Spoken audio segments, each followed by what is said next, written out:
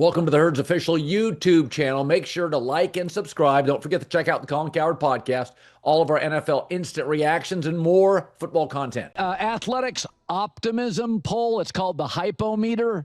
The fan base in the NFL that was the most optimistic was not the Chiefs, Ravens, or Bills, or Eagles, or Lions. It was the Denver Broncos. They are opening against the Tennessee Titans. It's in the Mile High City, and Mark Sanchez is joining us. He'll be broadcasting the game. Everybody talked, we said this a couple times during preseason, is that Denver, from the reporters who bounce around the league at camps, unanimously had an amazing camp. And I want to ask you about that because, the starters don't play as much. There's 17 games. You're not going to play veteran offensive linemen. Did you ever come out of a camp and feel good or bad that it have a direct influence on outcomes? Oh, I think at camp you need it to, one, physically harden the body. Okay. You gotta take those blows. You gotta practice hard against other teams or against your team and truly scrimmage to get ready for week one, just to get your body ready for what it's about to endure. And then the mental side. It's lock in, it's full focus. This is all we got. 53 against the world when we go on the road. This is what we do. So I felt like you needed to check that box, get over that hurdle, reach that rung on the ladder to feel like, okay, it's time for week one. And still in week one, we're going to get unscouted looks. We're going to get way more turnovers week one, especially guys tackling, full speed tackling to the ground.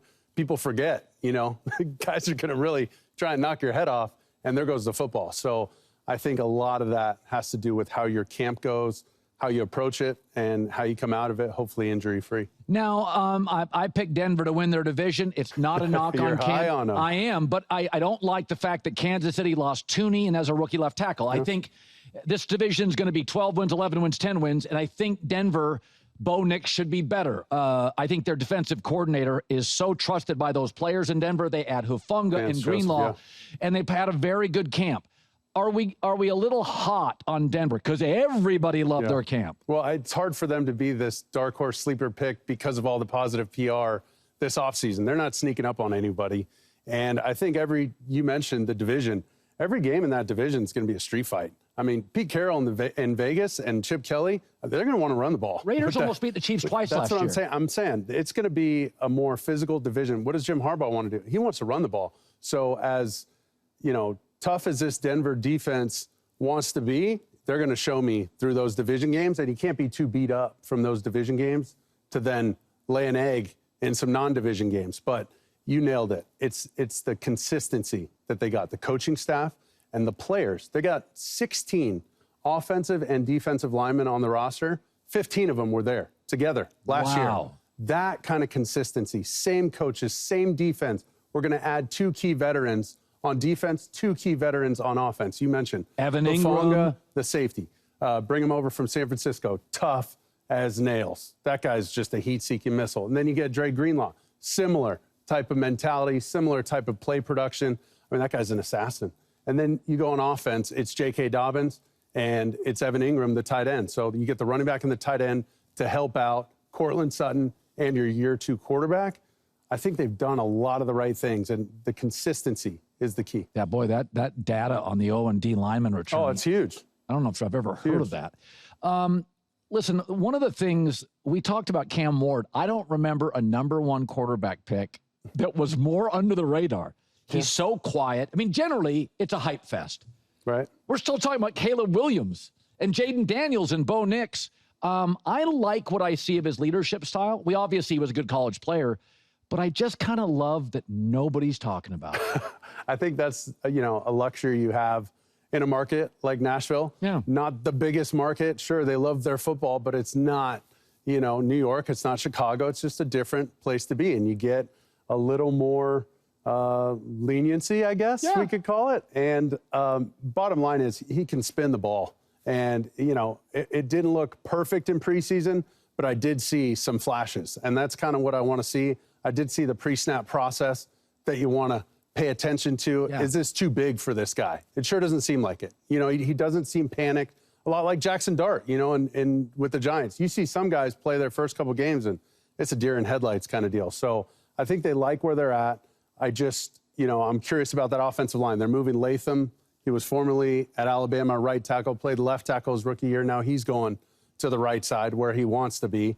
And then Bill Callahan and his son, obviously coaching that offense and offensive line. That's an interesting dynamic. They go pick up more, the left tackle from Pittsburgh. So that was a huge signing, 4 years, $82 million. I mean, they're investing in that offensive line to protect this quarterback. And this is year 2 in a row that they're trotting out, a high draft pick or somebody who they imagine is going to be the face of the franchise. So they want to get it right. Mark Sanchez joining us, Fox Sports NFL analyst. We got 2 segments, so a lot of Mark, and we love this, and there's always tape. So I said there are sometimes you get a coordinator or a coach offensively, and stylistically, he helps the player, but he's not a perfect fit. Ben Johnson, to me, he's a little bit like a Shanahan or a Kevin O'Connell. Here's the play, run it. He'll give you some freedoms. Sure. Caleb is, he's an artist. He is a stocky, powerful player. And I know Caleb will be better. I know that, Mark. But sometimes I wonder if stylistically they're not a perfect fit. What is a realistic expectation, in your opinion, year 2? Well, I think number 1 is his process, approach, and philosophy is probably really taken a shift. And, he's had different types of coordinators, whether it's in college or even his rookie year, where he could kind of ad-lib kind of at will. Yeah. I think exactly what you said. There's going to be some more structure. We're going to develop, a kind of a 1-2-3 plan. This is kind of what it feels like. If it doesn't, we're getting to 2. If not, we're getting to 3. And let's speed that process up. I know from everybody you talk to about Ben Johnson, he's a no-nonsense guy. He has a picture and a vision of what it's supposed to look like. And if it don't look like that, get the hell out of my way. I'll find a guy that can do it. So that kind of attitude, I think, might be just what Caleb needs. And we'll see it in the production.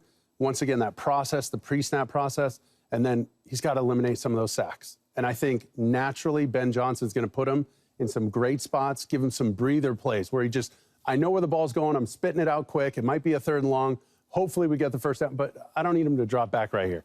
We don't need him, what did Sean Payton say? I don't need him to fly the final mission for Top Gun to save the planet every single play. Let's get my quarterback in a groove. And then the big one for me is him understanding when to hang in the pocket and trust it and win from the pocket with slight movement, and then when to completely break and go steal some yards, get down, get out of bounds, stay healthy. I think that kind of discernment, we're going to see a little more with that, because I think his footwork and his eyes are just going to be in the right place, right timing, and if it ain't there, I'm moving on with my life. Cut bait, move on with your life, and go make a play. Like, I think Ben will give him that kind of that speech. Hey, get me out of a jam maybe 2 to 3 times a game. I'm going to put you in really good spots, okay? But those 2 to 3 times are critical plays. We can't turn the ball over, and we can't take hits. I've argued this. Michael Jordan about twice a game would take your breath away, but he lived on 18-footers. Yep. And Mahomes about 3 times a game. That's right. You're like, what did I watch? But he never misses layups. That's right. That's really quarterbacking. Mark Sanchez, always great. Great to have him back. We take a break. We come back with more. Live in L.A., it's The Herd.